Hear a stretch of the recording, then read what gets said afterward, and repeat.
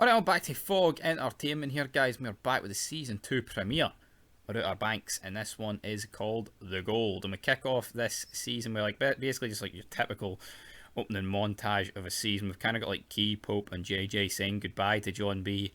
and Sarah, most importantly. And then we also basically get revealed that all the people on the boat that are with John B. and Sarah, obviously they're not dead, they find out about the whole bounty on their head, and they're basically going to lock them in, get the 50 grand, boom boom, we move on. We also, like, during this montage we see the funeral for Sheriff Peterkin, which they're kind of playing up here, but basically we've still got like the Pogues saying, like, you know, that it was Rafe and that Ward and all, they're all murderers and shit, but it looks like the police are pretty much nailed on, don't give a fuck. Big John B, he's the one that's been the problem here. We've also got the Pogues going back to school with JJ flipping it. We've seen Topper, but like kind of like not backing up JJ, but he was kind of like trying to diffuse the situation here. I don't know if we're going to see Topper a lot in this season, but I've already watched the next episode and don't really see the purpose of the guy long term. It's weird because Topper seemed like such a, like Rafe early on in the show just didn't seem relevant, but now he seems like he's like, you know, like the main fucking bad guy, essentially. But behind Ward, of course. But yeah. While back in the Bahamas, John B.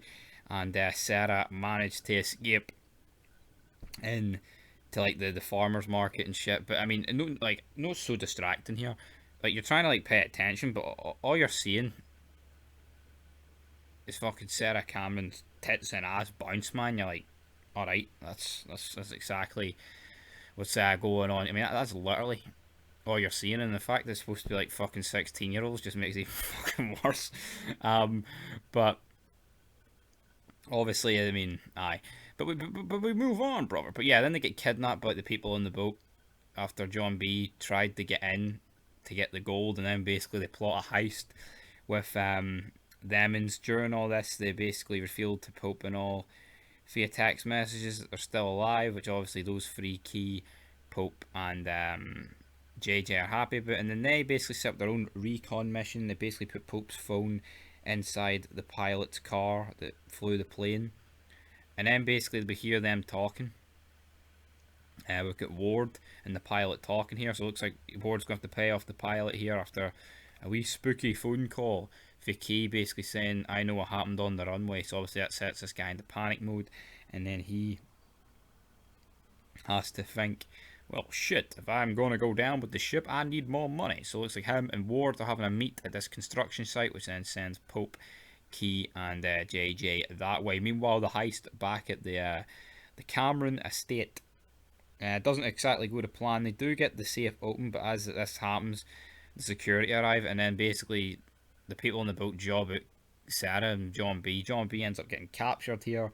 They phone Ward on the phone, and then basically get a cliffhanger ending of, oh shit, are they gonna, is Ward gonna see John B's face, and it's basically gonna like shit all over the operation, you know. But I really like the start to season 2, to be honest. I feel like it's fucking, I like shows where, like, you know, obviously you do have like your seasons end and they begin, but I like it when there's like just a continuation. You know, I hate when there is shows where I think there is some cases where it's good for it to feel brand new and shit, but I think there's also cases where it's not exactly a good thing, guys. But anyway, I'll give this episode Outer Banks a 7.5 out of 10.